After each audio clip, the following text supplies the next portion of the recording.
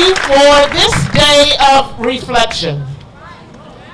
And I've enjoyed everything that everyone has said, particularly when they spoke about my husband.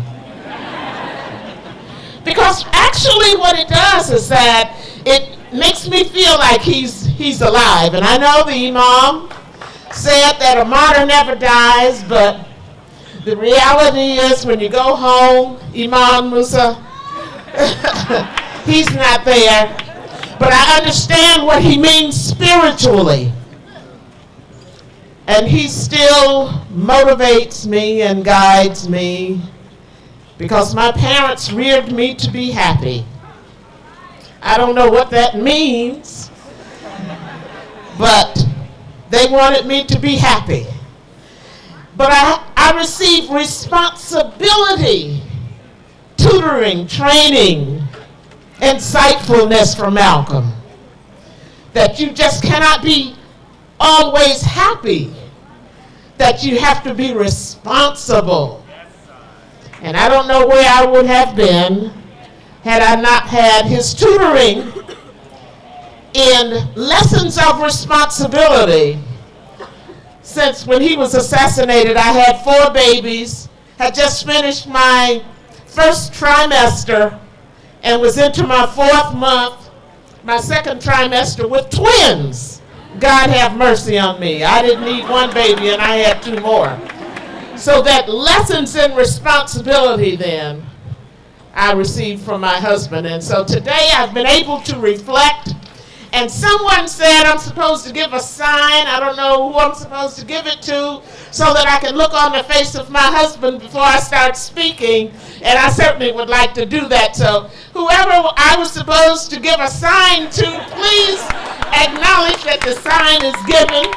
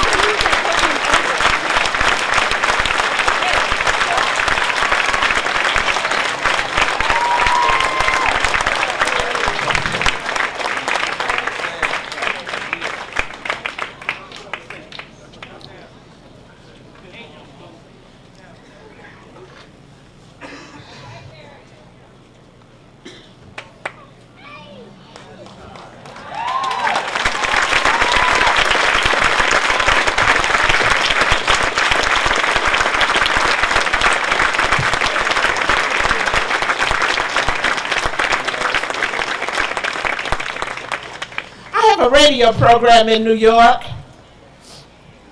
Have to be responsible now. Does anybody have a Kleenex?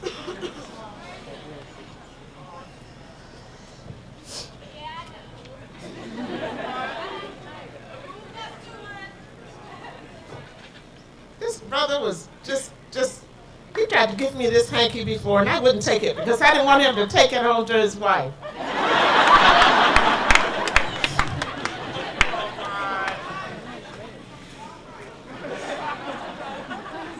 Let me just say to you that I have a radio program in New York, and because so many people get confused over what it is that they have to do in life, this is my opening.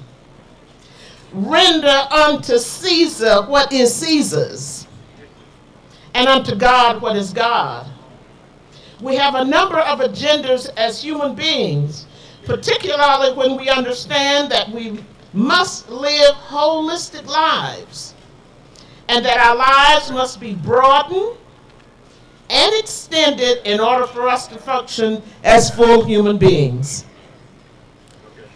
And a lot of people don't understand that. A lot of people are still looking through rose-colored glasses. And a lot of people are still very myopic and only see their point of view. And don't understand that we live in America where there is religious freedom. You can't persecute somebody because of their religion. You cannot persecute someone because of their political beliefs. You cannot persecute someone else because of their language.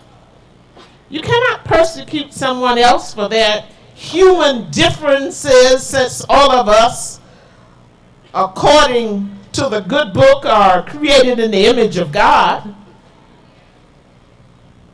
And God never put one ethnic group on earth to be in charge of all other ethnic groups.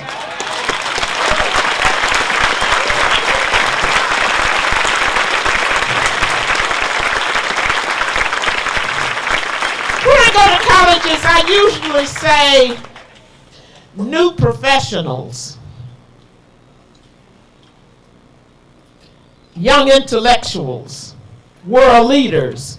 Why do I say that? I say that primarily because you're never defined by the position that you are in. You're defined by the position you are ascribing to. And you will be the leaders of tomorrow. You will be the young intellectuals, old intellectuals by then, I guess. Therefore, the decisions that you will have to make, you shouldn't have to make. But we live in a society where a lot of abuses have taken place. A lot of people have been oppressed. And you will have to unscrabble that. So that we must ask students to focus on the goals of education. Let me just say that in an educational institution, it is supposed to be a transforming institution where justice and liberty and all of the things of understanding authority and losing fear takes place. But yet we see that with all of the years that we have been educated, those things have not been erased, have they? No. It is extremely important then that you understand that you have a job to do. Not only of thinking critically, but of thinking clearly, of understanding that I have as much right to live a holistic life as anyone else. And yet when we go to the prisons, and yet when we go to certain neighborhoods, and yet when we go to certain corporate places, we find very few people there look as if we are still in America. Destabilization is not just in our homes, as a lot of people try to say, but destabilization is in our communities, in the cities and states, and the entire world. We must be concerned with the welfare of our people in a changing society. We must understand then that we must gain control, if not our communities, ourselves. You have to have control over yourself. How do you get it?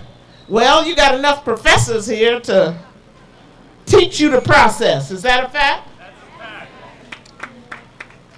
I would like to say that today my responsibility is to thank you, all of the administrators and students who had the desire, who had the determination,